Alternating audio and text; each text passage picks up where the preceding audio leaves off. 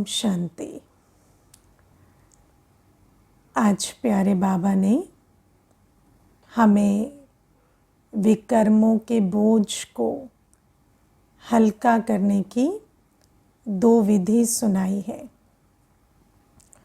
पहली विधि, जो इस जन्म में हमसे पाप हुए वो हम प्यारे बाबा को सच सच सुना दें, है ना। तो इस जन्म के पापों को हमें सच सच सुनाना है। आप में से कोई है जिन्होंने इस जन्म के पाप बाबा को सच सच सुनाए हों? हाँ, कौन कौन, किसने किसने सुनाया है? सुनाए हैं किसी ने? हाँ, कोई कोई हाथ उठा रहे हैं, है ना। तो आज समझेंगे कि क्या क्या इस बारे में समझ रखनी है। तो पहली चीज़ है, इस जन्म में जो पाप हमसे अज्ञान काल में हुए, है ना। पहली चीज़, जो पाप हमसे अज्ञान काल में हुए, जब हमें ज्ञान नहीं था, पाप पुण्य की समझ भी नहीं थी, तब भी हमें दुनिया की, समाज की, जो इसको हम मोरालिटी कहते हैं, या लोक लाज कुल की मर्यादा के आधार से हमें कुछ बातें बताई गई थी कि ये पाप है ना। लोक लाज कुल के आधार से भी हमें पाप बताया जाता है, जैसे कि किसी को मार देना पाप है, झूठ बोलना पाप है, या कहेंगे कि किसी को तकलीफ़ दे दी, शारीरिक यातना दे दी, ये सारी बातें पाप में गिनी जाती हैं। तो हमें पहले ये तो नहीं पता था कि काम, क्रोध, लोभ, मोह, अहंकार के अधीन पाप बनते हैं, लेकिन चोरी कर ली, ये सारे पाप हमें पहले भी बताए गए थे कि ये चीज़ें पाप में जाती हैं।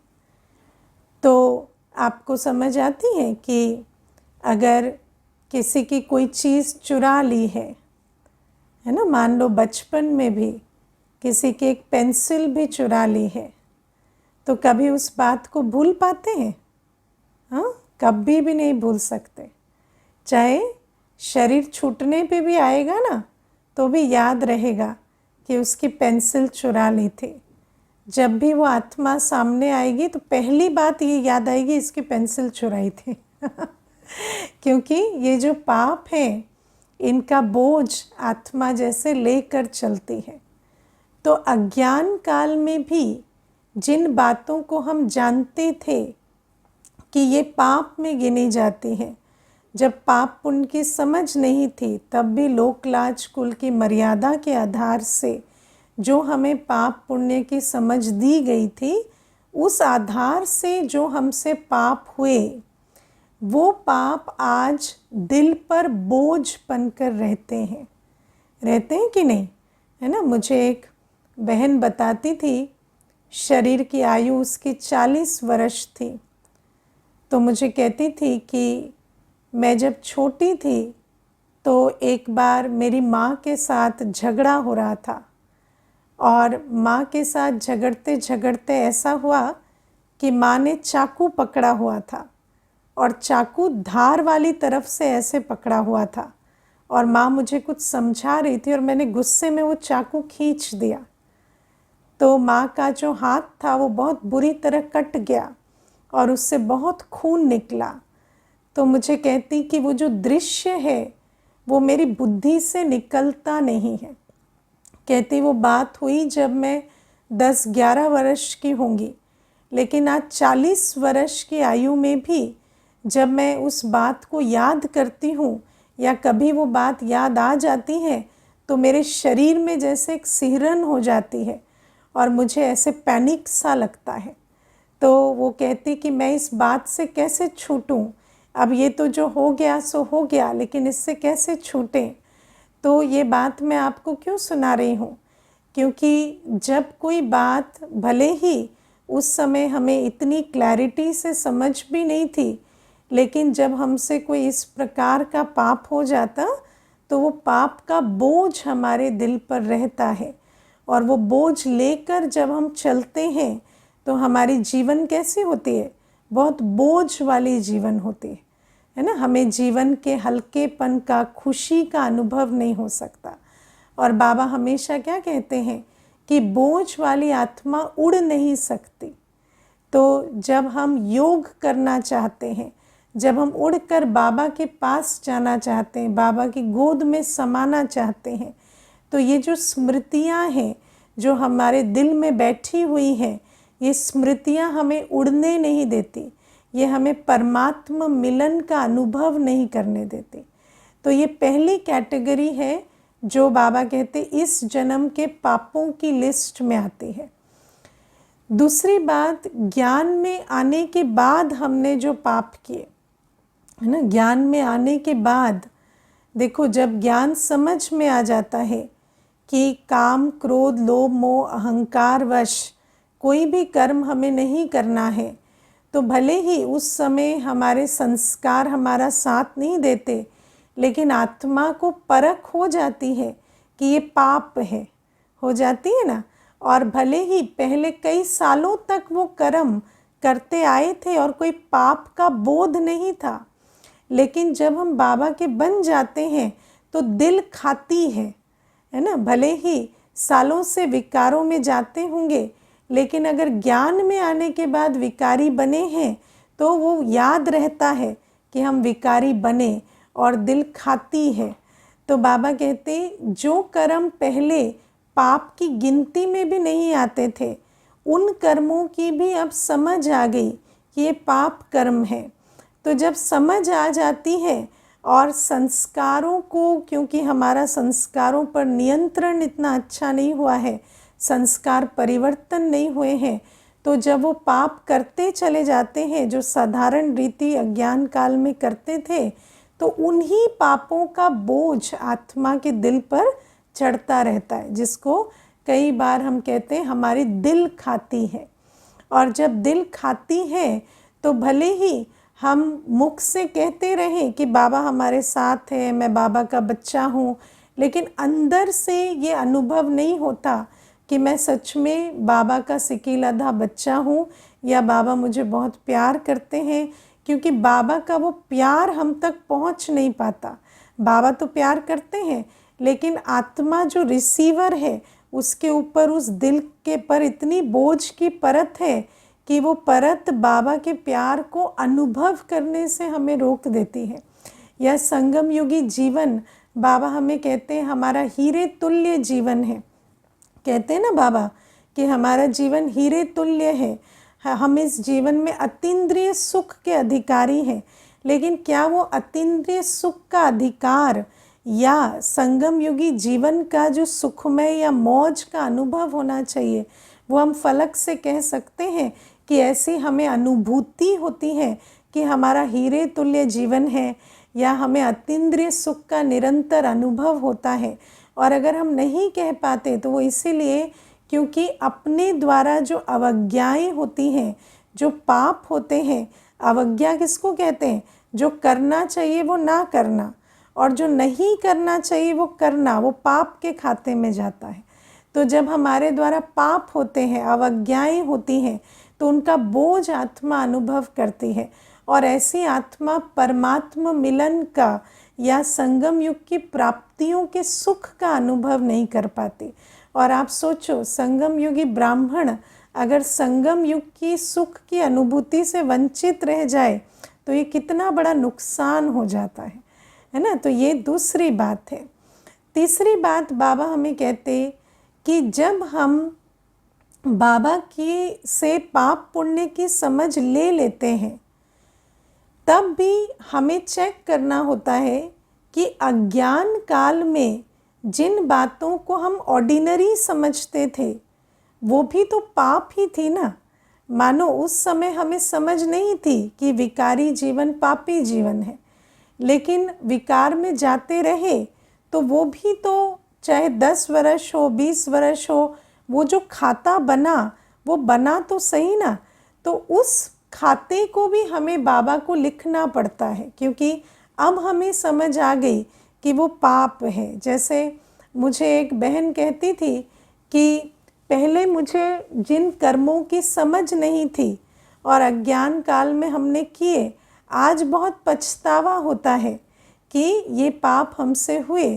तो अब आप सोचो कि कई बार अज्ञान काल में समझ नहीं थी, पर अब तो समझ आई, तो लगता है कि हाँ हमसे ये पाप हुए। तो वो खाता भी हमें बाबा को लिख कर देना चाहिए कि बाबा उस समय समझ नहीं थी, पर ये पाप हमसे हुए। अब उस ज्ञान प्रकाश में हम सच सच देख पाएँ और लिख पाएँ। और फिर चौथे प्रकार की जो बातें होती है वो ये कि जब हम बाबा के पास आते हैं तो कई बार ऐसा होता है कि हम जब अपनी जीवन कहानी को देखते हैं तो वो जो पाप हमने किए या कर रहे हैं, ऐसा देखने में आता है कि कईयों को उसकी रियलाइजेशन नहीं होती है ना। पाप का खाता कई ऐसे भी कह देते हैं हमारे द्वारा तो आज तक कोई पाप नहीं हुआ है ना। दुनिया वाले तो कहते ही हैं, ब्राह्मण भी कह देते हैं कि ऐसा कोई खास पाप का खाता नहीं है। क्यों? क्योंकि रियलाइजेशन नहीं है। पाप तो बहुत है, बाबा कहते हैं 63 जन्म पाप ही करते आए हैं तो और क्या किए होंगे।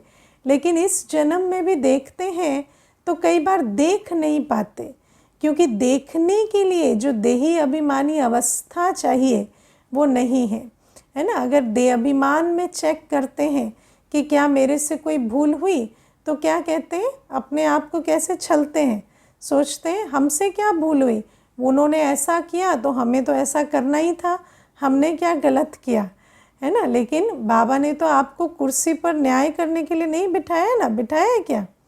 हाँ, बाबा ने क्या कहा है? बाबा ने ये श्रीमत दी है कि किसी को उसके पापों की सज़ा आप दो, ऐसा तो बाबा ने नहीं कहा ना। बाबा ने हमें कहा है रिपोर्ट कर दो, है ना। निमित्त को बाबा ने कहा कि अच्छा आप इशारा दे सकते हैं, लेकिन निमित्त के सिवाय तो किसी को बाबा ने ये भी नहीं कहा कि आप किसी को कोई सज़ा दो या उन पापों के प्रति सजग कराओ। हाँ, जो बाबा के घर में जो गलतियाँ होती हैं तो निमित्त को ये छुट्टी है कि उसके बारे में कह सकते हैं कि हाँ ये गलती या ये पाप आपसे हो रहा है। तो जब हम ये बात, जब हम लॉ अपने हाथ में उठा लेते हैं, हम सोचते हैं कि हमें फैसला करना है, हमें किसी की गलती को ठीक करना है, या किसी ने अगर गलत किया तो हमारा अधिकार बनता है उसके साथ गलत करने का। जब हम इस प्रकार से चलते हैं तो कई बार हम अपने पापों को नहीं जान पाते, क्योंकि हमारे अंदर देहाभिमान के कारण बहुत ब्लेम का संस्कार है ना। हमने किया लेकिन उसके कारण किया या इस परिस्थिति के कारण किया। तो जब हम पापों का खाता बाबा को देते हैं तो हमें ये भी अच्छे से चेक करना होता है कि क्या हम देही अभिमानी होकर अपने पापों को चेक कर रहे हैं। अब आप देखो, बाबा हमें ज्ञान मुरली में समझाते हैं कि जब एक आत्मा शरीर छोड़कर दूसरा शरीर लेती है ना, उसके बीच गर्भ में जाती है, तो गर्भ में उसको पापों की सज़ाएं मिलती हैं। सुना है ना, गर्भ जेल है, पापों की सज़ाएं मिलती हैं। अब पापों की सज़ाओं का अनुभव क्यों होता है? क्योंकि एक आत्मा जब एक शरीर छोड़ देती है तो उस देह के छोड़ने के साथ उस देह के साथ जो अटैचमेंट था वो भी छूट जाता है, और नया जो शरीर जिसमें उसने प्रवेशता की है अभी उसके साथ लगाव हुआ नहीं है।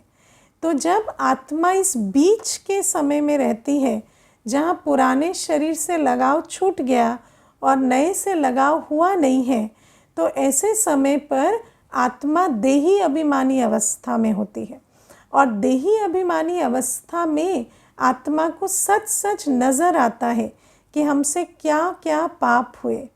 और जब वो पाप आत्मा याद करती है तो उस समय तो बाबा नहीं रहता ना साथ में, तो उस समय पापों के कारण उसको सज़ाओं का अनुभव होता है।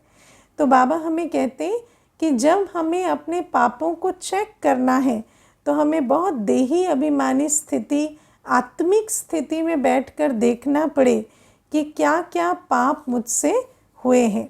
और ब्लेम और जस्टिफिकेशन से दूर रहकर हमें अपना सच्चा चार्ट देना पड़े।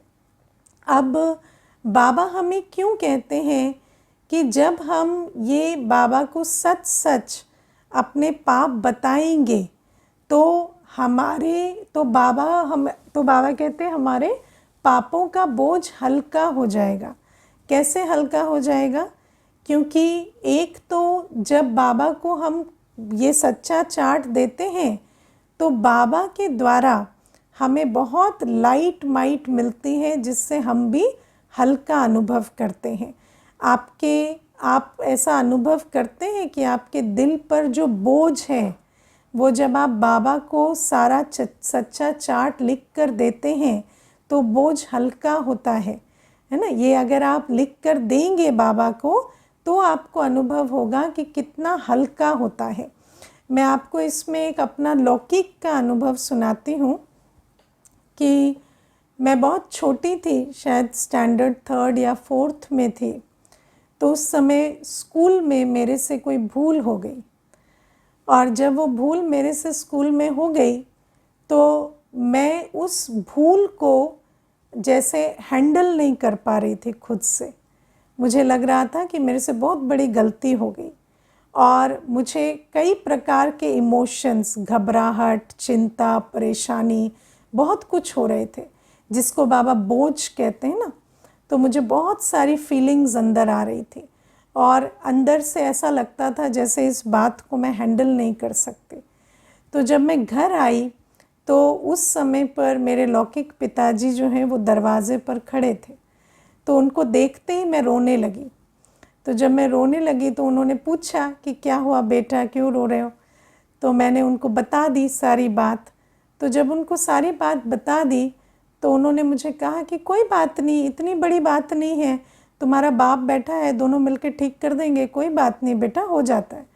तो जब उन्होंने ऐसा कह दिया तो उसके बाद मुझे एक भी आंसू नहीं आया और जैसे मेरी सारी जो हलचल थी, बोझ था, घबराहट थी, सारी जैसे ख़त्म हो गई, क्योंकि लगा कि क्या बड़ी बात है, अभी तो बाप को बता दिया। तो बाबा हमें कहते हैं कि जिन बातों को हम लेकर बैठे हैं, जिनकी वजह से इस जन्म में कई बार हमारे अंदर शर्मिंदगी का अनुभव होता है, कई बार गिल्ट का अनुभव होता है, कई बार भय पैदा करती हैं कुछ स्मृतियाँ, कई और प्रकार की बातें होती हैं जो अलग इमोशन पैदा करती हैं। कहीं पर हमें बहुत पछतावा है, कहीं हमें बहुत क्रोध है कि ये बात हुई, या ये बात मेरे से इस प्रकार से कैसे हो गई, खुद से भी बहुत नाराज़गी होती है। तो बाबा कहते हैं ये जो सारे इमोशंस हैं ये हम आत्मा को जैसे कैद करके रखते हैं। और आप सोचो कि ये जो सारी दुर्भावनाएं हैं जो पाप के खाते से आत्मा अनुभव करती है, उन दुर्भावनाओं के जेल में जब आत्मा रहती है ना, तो आत्मा को बाबा की लाइट माइट नहीं पहुंचती। बाबा हमें, आप सोचो, बाबा हमें मुरली में कितने स्वमान देते हैं, बाबा हमें कितने ऊंचे टाइटल देते हैं, बाबा हमें कितना महिमा योग्य, श्रेष्ठ, लायक बच्चा है ना। बाबा हमें कहते हैं तुम मेरे राइट हैंड हो, तुम मेरे निमित्त स्वर्ग की स्थापना करने वाले हो। और हम क्या करते हैं, हम पीछे देखते, पता नहीं किसको कह रहे हैं, मेरा तो नहीं लग रहा चांस कि बाबा मुझे कह रहे होंगे, है ना। क्यों ऐसा होता है? क्योंकि बाबा हमें कितना भी स्वमान भरने की कोशिश कर रहे हैं, वो स्वमान की शक्ति हम तक पहुंच ही नहीं रही, या बाबा हमें इतनी योग में सकाश दे रहे हैं। ऐसा तो है नहीं कि बाबा के बच्चे योग करते नहीं हैं, हम योग में भी बैठते हैं। और बाबा हमें कहते हैं कि योग में बैठने वाले बच्चे योग बल के आधार से गुण स्वरूप, शक्ति स्वरूप बनने चाहिए, है ना। बाबा हमें कहते हैं योग बल पवित्र बना देता है, लेकिन हमें लगता है कि इतने समय से योग कर रहे हैं, पवित्र तो बन नहीं रहे, या ऐसे कोई लाइट माइट तो भर नहीं रही, हमारी तो अवस्था वैसे की वैसी और ही दिन प्रतिदिन खराब हो जाती है। तो ऐसा क्यों हो रहा है? क्योंकि ये जो बाबा हमें कई बार सुनाते हैं ना, कि जो योगी जिस आसन पर बैठता है तो वो आसन ही अगर डोल रहा है या वो आसन ठीक नहीं है तो योगी का योग ठीक नहीं लगता।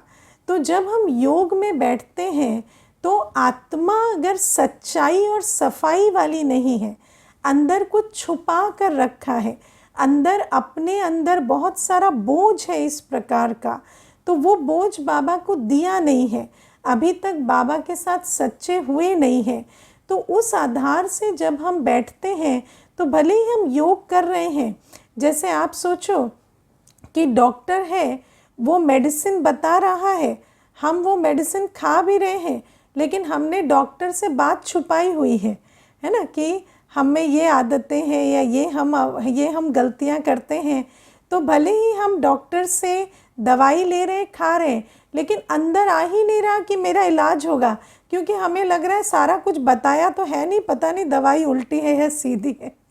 क्योंकि जहाँ सच्चाई नहीं होती वहाँ निश्चय में ही कमी आ जाती है। जब अपनी तरफ से सच्चाई नहीं है तो बाबा की तरफ भी वो निश्चय नहीं होता कि मेरा बाबा है और बाबा के संग के रंग से मेरी सद्गति हो रही है। और उसी कारण से हम भले ही कितना भी याद करते हैं, लेकिन वो याद का बल और फल जैसा बाबा मुरली में वर्णन करते हैं, ऐसा बल और फल हम आत्मा अनुभव नहीं करते। तो इसीलिए बाबा हमें कहते हैं कि जब तुम मुझे सच्चाई से अपना सारा चार्ट दोगे तो आत्मा इतनी हल्की हो जाएगी कि जब बाबा से कोई डायरेक्शन मिलेंगे, बाबा के साथ योग में बैठेंगे या बाबा जब हमारे लिए मुरली चलाएंगे, तो एकदम जैसे बुद्धि की तार आत्मा की बाबा से जुड़ेगी और बाबा से जैसे हमें सब कुछ भरपूर होता जाएगा। तो बाबा कहते हैं ऐसी बोझ वाली आत्मा योगी नहीं बन पाती, उड़ नहीं पाती। और जब बोझ हल्का होता है तो बाबा की याद का बल हमें बहुत अच्छा मिलता है, या बाबा हमें जो भी कुछ मुरली में सुनाते हैं वो एक्यूरेट दिल में बैठता है। तो ये बात है।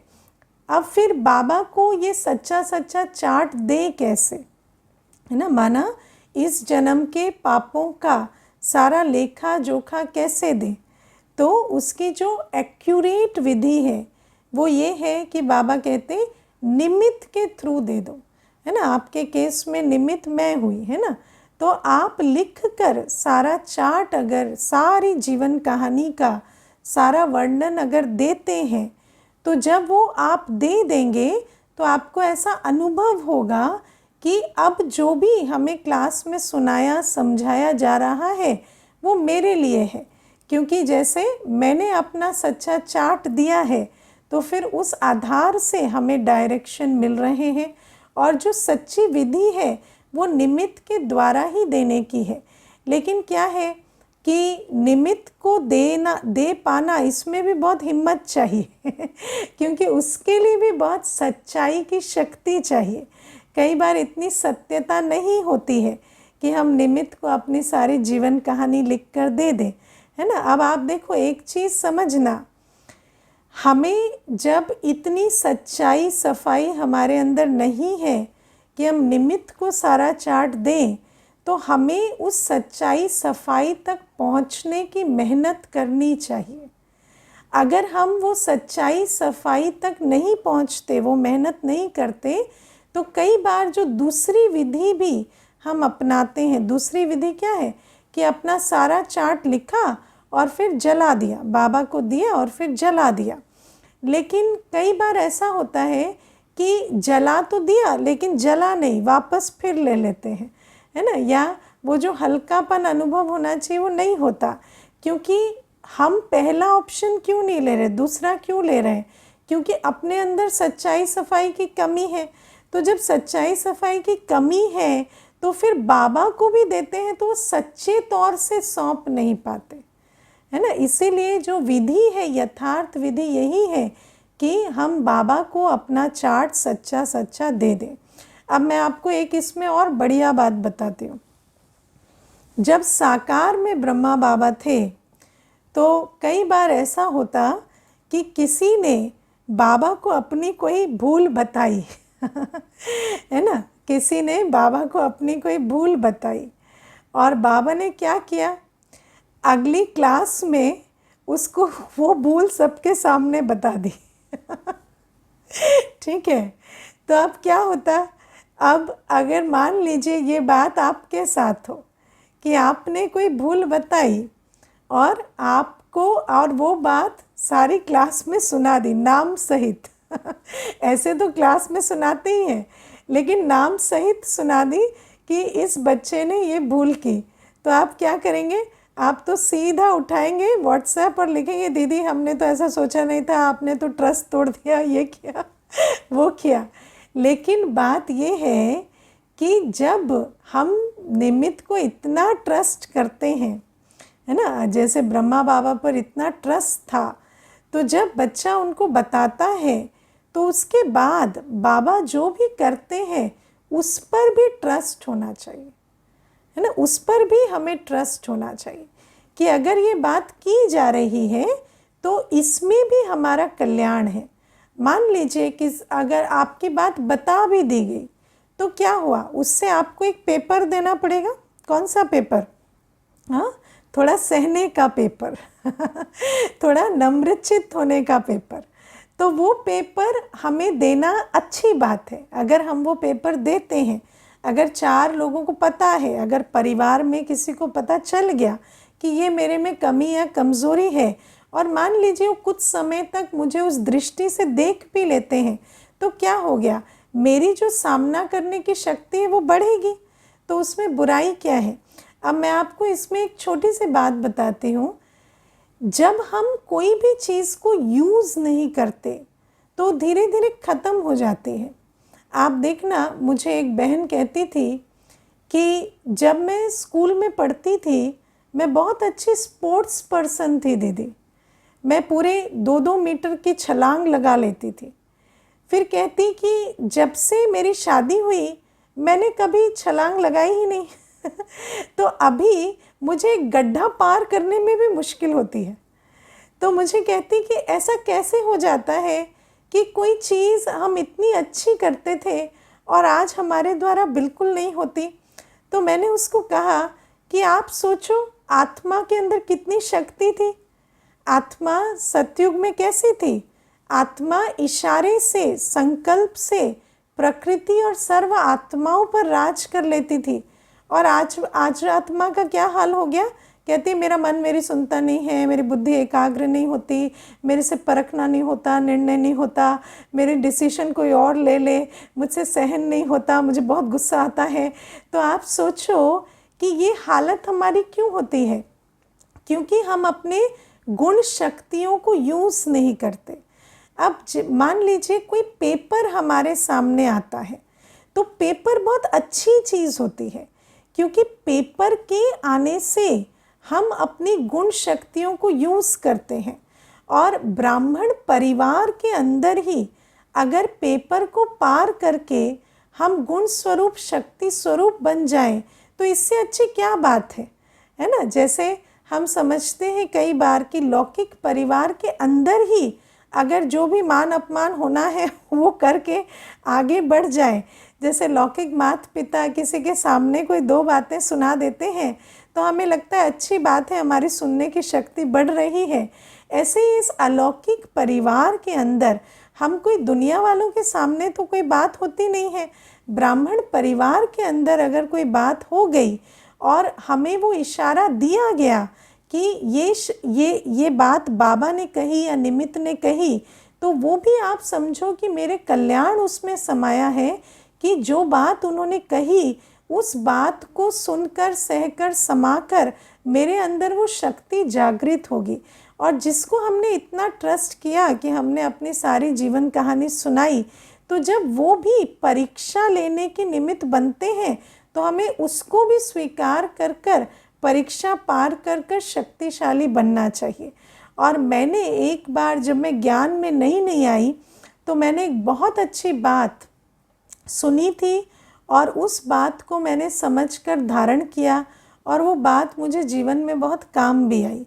और वो बात ऐसी थी कि अगर आपका निमित्त आपके पेपर ले ले तो उससे अच्छी कोई बात ही नहीं होती, है ना। दूसरा, अगर आप निमित्त के पेपर से भागेंगे तो फिर दूसरा पेपर कौन लेंगे? लौकिक परिवार वाले। अगर लौकिक परिवार वालों के भी पेपर से भागेंगे तो फिर दुनिया वाले पेपर लेंगे। तो कहाँ पर पेपर पास करके उन्नत होना अच्छी बात है ना? तो ब्राह्मण परिवार में अगर पेपर आया और उसको पार कर लिया तो उसमें कोई बड़ी बात नहीं है, क्योंकि हर एक ज्ञानी योगी आत्मा है, उनको भी समझ में आती है सारी बात। और पेपर आपने पार किया, आप गुण स्वरूप बने, शक्ति स्वरूप बने, काम खत्म हुआ, आप सत्युग के लिए तैयार हुए। तो बाबा कहते हैं कि इतना हमें फिर ट्रस्ट करके चलना चाहिए, क्योंकि कई बार क्या होता है, कोई अपनी बात बता देते हैं और फिर भले नाम भी नहीं लिया जाता, लेकिन सोचते रहते हैं कि ये बात कहीं मेरे बारे में तो नहीं कह दी, ये बात मुझे तो नहीं कह दी, है ना? तो अगर कह दी तो क्या बुरी बात है? जो कहा, जिस संदर्भ में कहा, वो करके आगे बढ़ो, इसमें क्या ऐसी बड़ी बात हो गई, है ना? तो ये समझ कर चलना है। तो ये बात हुई जो इस जन्म के पापों के बारे में। फिर बाबा कहते हैं जो पीछे के पाप हैं, अब पीछे के पाप भी तो 63 जन्मों के कोई कम है नहीं। तो बाबा कहते वो तो याद भी नहीं, जो कोई बता कर उसकी माफ़ी ले ले, है ना? अब दूसरी, हाँ, इसमें एक बात और भूल गई मैं, कि जब हम बाबा को अपना सच्चा चिट्ठा देते हैं तो उसके बाद 2 चीज़ें करनी होती हैं। तौबा तौबा करना होता है एक तो, कि वही पाप हमसे दोबारा नहीं होगा, है ना? ऐसा नहीं बाबा को लिख कर दे दिया और उसके बाद फिर से वो करते रहें कि अब तो बाबा को भी पता है, वो भी पार्टनर इन क्राइम है, क्या फ़र्क पड़ता है ना? अब तो दोनों मिलके कर रहे हैं कहीं इस प्रकार की बातें भी देखने में आती हैं कि एक बार एक बहन थी, उसने लिख के तो दे दिया सारा, फिर उसके कर्मों में वही चीज़ें दिखती। तो मैंने एक बार कहा आपने लिख के दिया फिर भी आप वही करते हो, तो मुझे कहती कम से कम मैं झूठ तो नहीं बोलती। तो मैंने कहा झूठ बोल तो नहीं रहे, पर झूठ तो कर रहे हो ना, क्योंकि जब हम अपने गुण स्वरूप में नहीं हैं, पाप हो रहे हैं, तो झूठ कर रहे हैं, तो उसमें फिर क्या फ़ायदा हो रहा है लिख के देने का?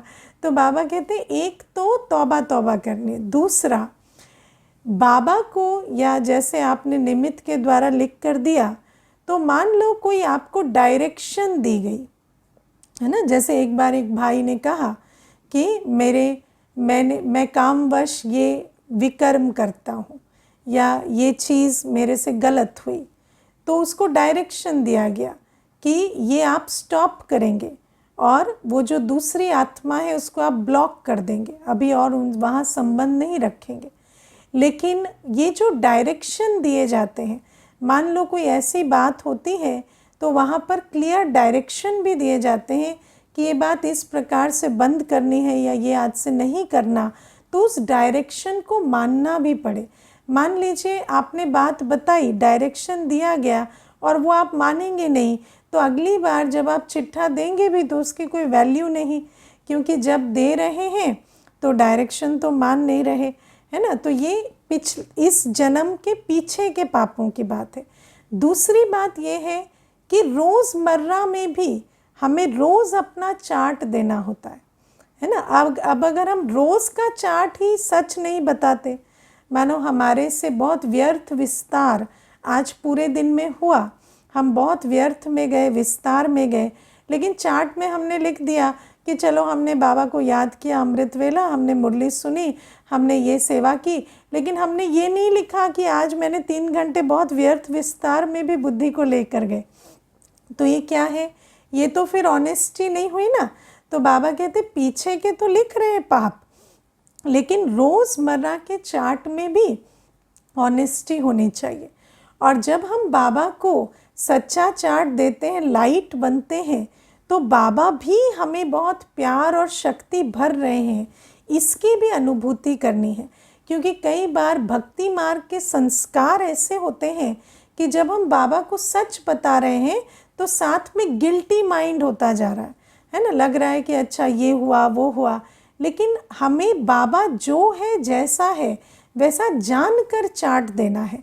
तो हमें ये नहीं सोचना कि बाबा मुझे बुरा सोचेगा, बाबा क्या सोचेगा, क्योंकि हमें ट्रस्ट रखना है कि बाबा जो स्नेह का सागर है, क्षमा का सागर है, वो मुझे क्षमाशील होकर मुझे शक्ति भर रहे हैं, लाइट माइट दे रहे हैं, बहुत प्यार दे रहे हैं, मुझे स्वमान से भर रहे हैं। तो जब हम चार्ट देते हैं तो चार्ट दे तो बाबा को रहे हैं, लेकिन एटीट्यूड भी राइट रखना है, क्योंकि कई बार ऐसा होता है कि भक्ति मार्ग के संस्कार अनुसार दे भी रहे हैं और गिल्टी भी हो रहे हैं। लेकिन जो हम डायरेक्शन प्रमाण, श्रीमत प्रमाण बाबा को सच्चा चार्ट दे रहे हैं, तो फिर गिल्टी क्यों होना है? वहाँ तो हमें शक्ति लेकर आगे के लिए फुल स्टॉप लगाकर और आगे के लिए अपनी यात्रा करनी है। तो ये पहली बात। दूसरी बात, बाबा कहते पीछे के 63 जन्मों के जो विकर्म है उसका बोझ हल्का करने के लिए भी हमें योग बल चाहिए। अब हमें समझना है कि कई बार हमारे मन में रहता है कि हम योग कर तो रहे हैं, है ना। अब योग कितना कर रहे हैं?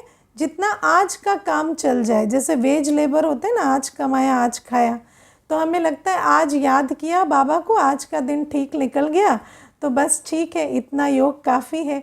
लेकिन बाबा कहते हैं कि 63 जन्मों के विकर्मों का बोझ है, अचानक कब सामने आ जाए पता नहीं। तो उस विकर्मों के बोझ को स्मृति में रख कर इतना योग बल जमा करना है कि वो विकर्म विनाश हो। क्योंकि कई बार ऐसा देखा जाता है कि बहुत बच्चे बहुत उमंग उत्साह से बहुत वर्षों तक ज्ञान में चलते हैं, लेकिन एक ऐसा समय आता है जब पुराने पापों का बोझ जो है वो सामने आता है, चाहे शरीर की व्याधि के रूप में, चाहे संबंध के रूप में, चाहे किसी और रूप में। और देखा जाता है जो बच्चे बिल्कुल उड़ती कला में थे वो एकदम से नीचे आ गए। क्यों? क्योंकि योग भी कर रहे हैं, श्रीमत पर भी चल रहे हैं, लेकिन भविष्य को मद्देनज़र रख के नहीं कर रहे, भविष्य की दृष्टि से नहीं किया, जमा नहीं किया, इतना शक्तिशाली नहीं बने कि बड़ा पेपर भी आ जाए तो कहे नथिंग न्यू और पार कर जाए। हाँ, छोटी छोटी बातों को पार कर लिया, और जैसे ही बड़ी बात आई तो कहा ये तो बहुत बड़ी बात है, क्या बाबा इतना भी हमारा ध्यान नहीं रखते? हम तो रोज़ अमृत वेला उठते भी थे, थोड़ा सोते थे, वो क्या बात है, इतनी बड़ी बात क्या होगी, उठ के तो बैठते थे ना। झुटकियाँ खाई वो अलग चीज़ है, लेकिन क्या हुआ, बाबा को इतना लाज तो रखनी चाहिए थी। अब बाबा लेके जाएगा ना तो जाएंगे, बाबा कराएगा तो करेंगे, ऐसे करके भी रुक जाते। क्यों? क्योंकि बाबा तो हमें रोज़ कह रहे हैं 63 जन्मों का विकर्म का बोझ है। हम सोचते पता नहीं बाबा क्यों कहता है, मेरा तो ठीक चल रहा है इतने योग में, है ना, 2-4 मिनट याद कर लिया उसमें भी ठीक ही चल रहा है, मैं कौन सा किसी पे क्रोध करता हूँ या कुछ अपशब्द कहता हूँ। तो इस प्रकार से सोचकर जब चलते हैं तो वो विकर्मों का बोझ ज्यों का त्यों रहता है, और जब वो सामने आता है तो बड़ी मुश्किल खड़ी कर देता है। और सबसे बड़ी मुश्किल वो हमें संगम योगी भाग्य जमा करने से रोक देता है।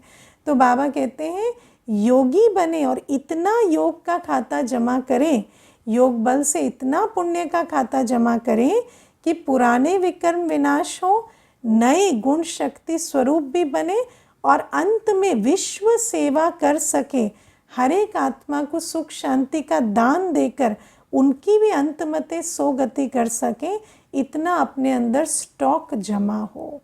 अच्छा, ओम शांति।